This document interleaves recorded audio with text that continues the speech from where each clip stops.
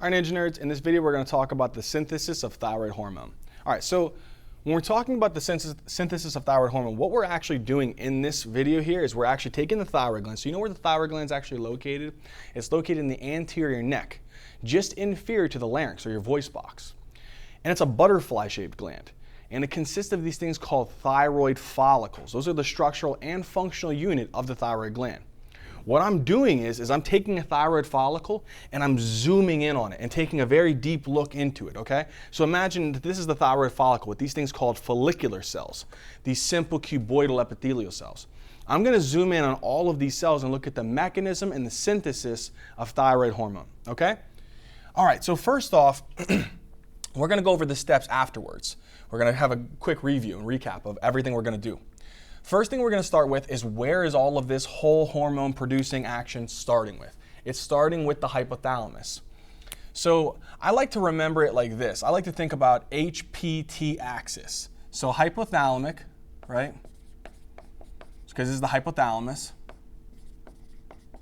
This is your anterior pituitary, right? So we're going to put anterior pituitary, and then we're zooming in on the thyroid gland, right? So we're actually looking specifically at the thyroid gland. So I like to think about this whole thing we're going to talk about as the hypothalamic pituitary thyroid axis, okay? So let's go ahead and start about this whole axis. There's some neurons or nuclei that's located in the actual hypothalamus, and these neurons are secreting a specific chemical that's going to stimulate the anterior pituitary.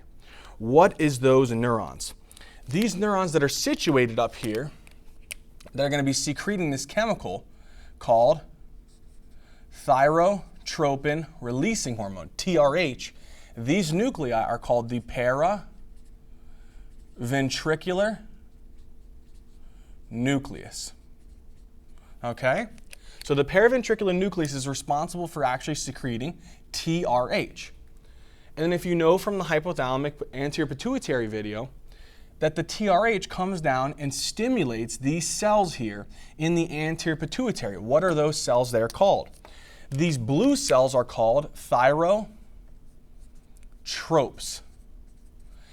And what happens is the TRH actually circulates down through that blood connection, that vascular connection, which is called the hypophyseal portal system. It circulates down and goes into the anterior pituitary, stimulates these thyrotropes. And as a result, these thyrotropes start pumping out a specific type of hormone that we're going to focus on a lot, called thyroid stimulating hormone. Okay? So the first hormone that was produced was called thyrotropin releasing hormone, TRH. The second hormone that was produced is TSH. What does TSH do? It comes over here to the thyroid gland in these thyroid follicles. So now look what TSH does. It actually circulates through the blood, and it comes over and it binds onto this receptor that's present on the external face of the cell membrane. Because you know TSH is actually a peptide hormone, so it doesn't have receptors inside the cell, it has receptors outside the cell. When this TSH binds onto this receptor, it activates an intracellular pathway.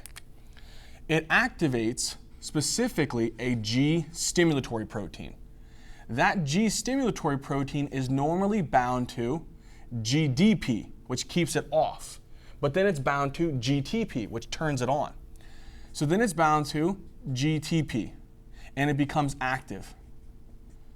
The G stimulatory protein then goes and activates a effector enzyme. And that effector enzyme is going to react with the G stimulatory protein, and this enzyme is called adenylate cyclase. And what does adenylate cyclase do? This G stimulatory protein activates the adenylate cyclase, and adenylate cyclase converts ATP into cyclic AMP. Then cyclic AMP activates a specific enzyme, and this enzyme is called protein kinase A. Here's where it gets good. You know there's transcription factors? You know transcription factors are specifically proteins that have one component. So let's say I draw a transcription factor here. Let's say I draw it in red. Here's a transcription factor. Here's a little pocket here. and here is going to be the part that binds with the DNA.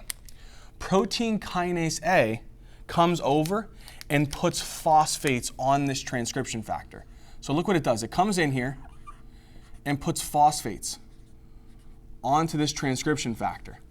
When it phosphorylates this transcription factor, that transcription factor starts stimulating the genes to make a specific protein. So you know whenever there's transcription produces what's called mRNA, and then that mRNA will actually go to the ribosomes on the rough ER, right, and produce proteins. Those proteins, when they're actually made via translation, those proteins are modified and changed here and actually have different types of actions that are occurring here in the rough ER. Then after that, they're actually sent to the Golgi, and then they're packaged and modified within the Golgi. And then what? The Golgi is going to pack this protein inside of a vesicle. And then these vesicles that you're actually going to make, so out of this Golgi, you're going to pack that protein right there into this vesicle. So now I'm going to pack that protein into this vesicle. So there's my protein. And then what's going to happen is I'm going to take this protein and I'm going to fuse this vesicle with the cell membrane. So now look, this vesicle here is going to fuse with the cell membrane because this vesicle is a lipid bilayer. This is a lipid bilayer. They can come together and dissolve, right? So fuse one another. When that fuses, look what happens here after the fusion of that vesicle. So now you get this little inward bubble, and what are you going to start releasing out of here? You're going to release out into this luminal space here this protein. So then you're going to release out this protein. Okay? So that was the step there. That was the step to synthesizing this basic unit of thyroid hormone. Okay? Stimulates a receptor, activates protein kinase A intracellularly, phosphorylates transcription factors, stimulates the genes to make a specific protein, transcribes it, translates it, packages it, and excretes it out, or exocytoses it into the lumen. Now what we're going to do is we're going to zoom in on this protein. We're going to take this protein and zoom in on it. What is this protein called? This protein is called thyroglobulin. Thyroglobulin. So what did we synthesize essentially? We synthesized this thyroglobulin colloid, because it's like a colloid. Here's where we have the basic unit of our thyroid hormone. What do I mean by that? You see these, I drew circular amino acids. I'm going to represent, these circular amino acids in this case are going to represent a specific amino acid. And this amino acid that I want it to be is called tyrosine. If we're talking about tyrosine, we could show its structure. Let's say here's its structure right here.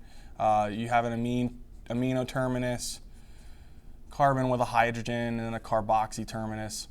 And then you got this phenol group coming off of it. Okay, that's the basic structure of tyrosine. But we're going to denote it by these circles. Okay?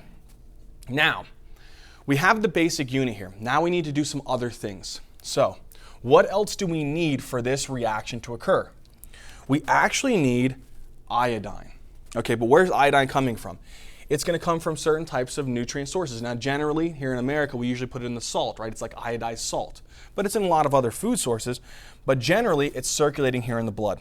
So let's show it here, circulating in the bloodstream. Let's do that in black. So let's say here is our iodine.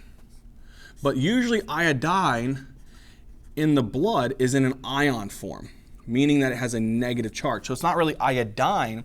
This is actually called iodide. So we have to be specific about this. This is iodide.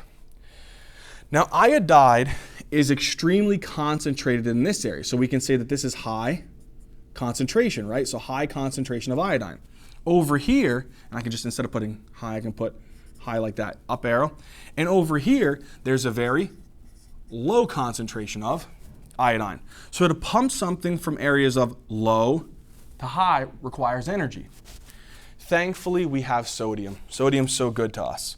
Look what sodium says. He's like, hey, iodide, I got you, I'll help you out. So what sodium does is, he moves, you know sodium, he's in actually lower concentration inside the cell, and then he's actually in high concentration outside the cell. So you know what he does? he moves from areas of high to low. That's a passive transport when you're moving from high to low.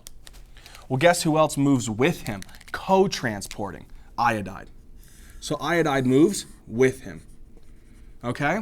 So there's a symporter or co-transporter where you're moving sodium and iodide. It doesn't directly use ATP, it's an indirect use of ATP. What is it called when there's an indirect use of ATP? This right here is called secondary active transport.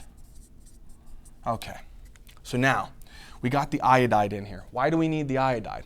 Okay. This iodide is going to come through the cell. Let's keep following it here. Let's see what it does.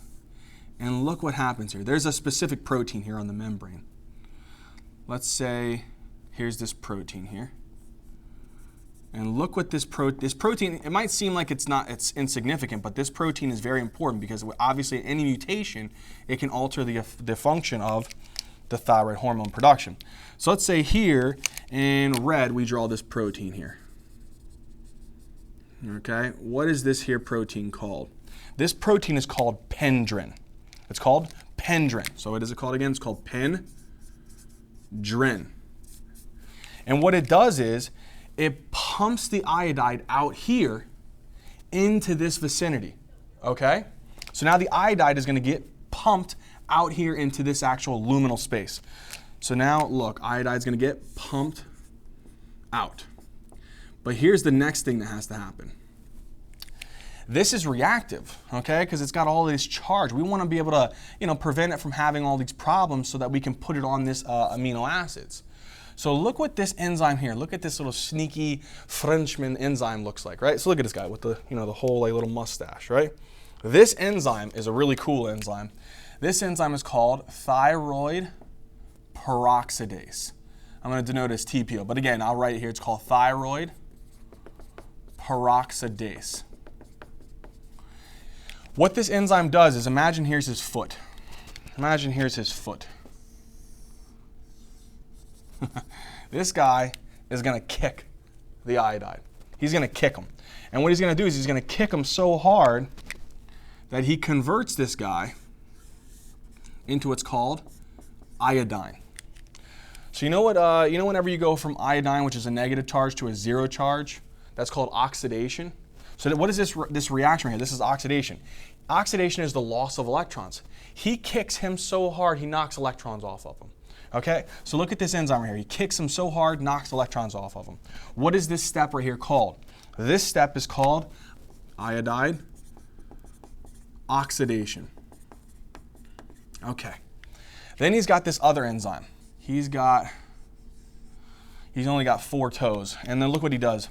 He takes, let's say there's a whole bunch of iodines here. He takes these iodines and he has them on his toes here.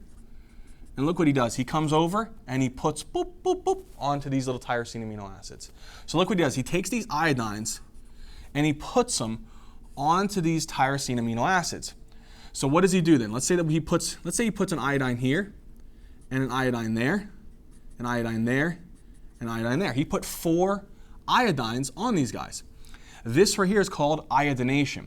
So when the thyroid peroxidase puts the iodines on the tyrosine amino acids of the thyroglobulin colloid, this is called iodination. Okay, so it's called iodination.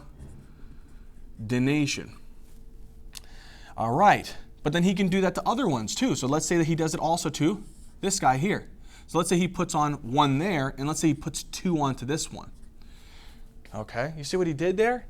This is where it gets really cool. Now, let's apply a concept.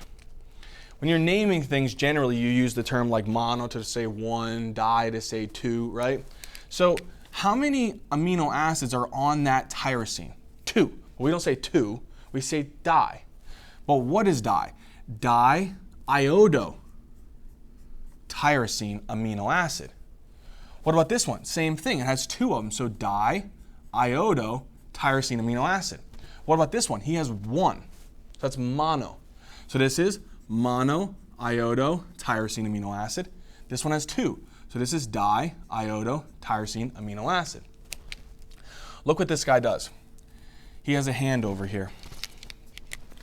He's so cool that he can actually split his hand in half. Look at this, he splits it in half. He goes over here and splits this guy in half. And then he takes his little fingers and he fuses these guys together. So then look what he can do. He can couple the DIT and the DIT and couple the MIT and the DIT. If he couples these guys together, he fuses them together, what are you going to get? Let's see. If I take a DIT, a diiodotyrosine, and I add it to a diiodotyrosine, I'm going to get 4 iodines on these 2 tyrosine amino acids. We're going to call that T4. T4 is another word for thyroxine. Okay? But what if I take an MIT and a DIT and fuse these together? Well, then I get 3 iodines on 2 tyrosine amino acids. So we're going to call that T3. T3 is also called triiodothyronine. Okay? Thyroxine and triiodothyronine, so T3 and T4 collectively are thyroid hormone. Okay? That should make sense now, right? So, iodide oxidation, iodination, coupling. Now, there's other enzymes in this area that will try to be able to help in this cutting and moving these different types of DITs and MITs around the thyroglobulin. But in general, thyroid peroxidase is helping to be able to kind of put these DITs and MITs together. But there will be other cleavage processes and rearrangements. But we've basically, in a nutshell, have T4 and T3 in our thyroglobulin colloid. But we can't just secrete that out into the blood. We have to get these chunks and these chunks out of this. So now look, guys, we have this guy here. Here's our thyroglobulin with the T4 and T3 in it, our thyroid hormone. What we're going to do is we're going to take this whole thyroglobulin colloid with the T4 and T3 and bring it into the cell. You see these guys right here, these lysosomes? They're going to help us to get this thyroid hormone out of the colloid. So how does it do this? How does it get in? You know, there's a process where you take substances into the cell. It's called Endo Cytosis. So what is this guy going to do? He's going to it's going to actually endocytose this whole protein and put it into this vesicle. So what is this reaction right here called? Whenever you bring this protein substance into the cell and pack it into this vesicle. This is going to be called endocytosis. Okay? Now we've brought it into the cell and we have our T4, T3 right there. So this is T4, this is T3. But the whole thing is the thyroglobulin colloid, right? And our T4 and our T3 are a part of that. We have to isolate that T4 and T3 out of that so that we only secrete that. How do we do that? These lysosomal enzymes, the lysosomes, will fuse with this vesicle here. So look, it fuses with the vesicle. And then these enzymes are ready to start cutting things up. They're ready. What are they going to do? They're going to cut all around this thyroglobulin colloid and isolate just the T4 and just the T3. So now what are we going to get out of this? Afterwards, all we're going to have left in this vesicle, so now what we're going to do is we're going to isolate out of this these 2 things here, the T3 and the T4. So let's say this one up top is the T4, so it'll have 4 iodines coming off of it. Okay, then over here, let's say that this is T3, so it'll have 3 iodines coming off of it, right? So we isolated the T4 and the T3 out of the thyroglobulin colloid through the action of, who are these guys? The lysosomal enzymes. Then we have our functional T3 and T4. Now we're going to fuse this vesicle with the cell membrane of the follicular cell. When this fuses, look what we can do. We can release out this T3 and T4 out into the bloodstream. But you know, T3 and T4 are kind of interesting. They're kind of, they act like steroid hormones. So because of that, these are actually, because of those benzene rings, the phenol rings, they're not really good at being water soluble. So we have to transport them in the blood through some type of transport protein. So the liver actually synthesizes a specific protein here to transport this actual thyroid hormone through the actual blood. What is this protein here called that it actually secretes? This protein here is called thyroxine binding globulin. Okay, so this protein right here is called thyroxine binding globulin. And what happens is, look, now I'm going to draw over here, I'm just going to write it in, T4 and T3 are transported by this protein called thyroxine binding globulins. Okay? All right, so now that we've done that, we have almost everything that we need here to make the functional thyroid hormone. Now what we're going to do is we're going to recap everything and we're going to finish this video off. Okay guys, so let's recap in an order here. So the first thing that had to happen was TRH had to be released. So TRH release from hypothalamus. And specifically, you could say the paraventricular nucleus. TRH then stimulates the anterior pituitary, so the thyrotropes, but we're just going to put anterior pituitary to release TSH. Then TSH stimulates the follicular cells, right? So our thyroid gland, so specifically the follicular cells that make up that thyroid follicle, to synthesize thyroglobulin. So I'm going to put here thyroglobulin, so TGB, thyroglobulin. Okay? Then what?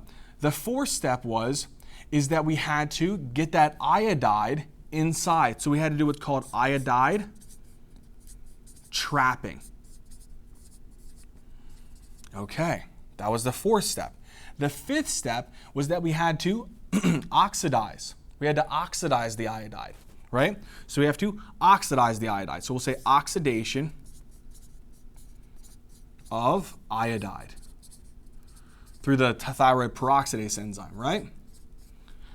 After it gets transported through the pendrin protein into the actual lumen. Then the sixth step is we have to iodinate the tyrosine amino acids. So iodination of tyrosine amino acids. Okay? Seventh step is coupling. So then you have to couple. So then you have to couple what? The DITs and MITs, respectively. DIT with MIT is T3. DIT with DIT is T4. Then what? The eighth step is I have to take that thyroglobulin colloid with my T3 and T4 and bring it into the cell. So I have to mediate what's called Endo Cytosis, okay, of thyroglobulin and with the T3 and the T4. So in other words, we have to endocytose of the thyroglobulin with T3 and T4 in it. Then lysosomal enzymes cleave T3 and T4 out of thyroglobulin.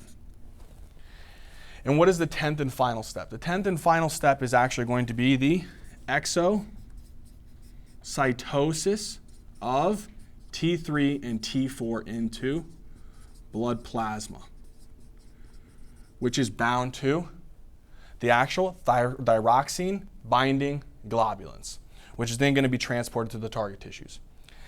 All right, guys. In this video, we covered the synthesis of thyroid hormone. I hope it made sense. I hope you guys enjoyed it. In the next video, we're going to talk about the effect of thyroid hormone on its target organs.